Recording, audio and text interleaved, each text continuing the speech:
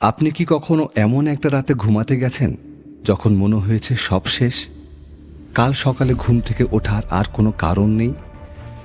আপনার চারপাশের দেয়ালগুলো যেন আপনার ওপর ভেঙে পড়ছে, আর আপনার দীর্ঘশ্বাসগুলো কেউ শুনতে পাচ্ছে না।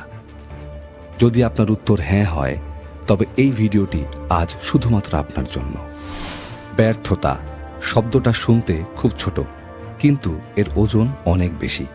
যখন পকেটে টাকা থাকে না, যখন কাছের মানুষগুলো বিশ্বাস হারিয়ে ফেলে, আর আয়নার সামনে দাঁড়ালে নিজের চোখেই নিজেকে ছোট মনে হয়, তখন ঘুরে দাঁড়ানোটা পাহাড় টপকানোর চেয়েও কঠিন মনে হয়।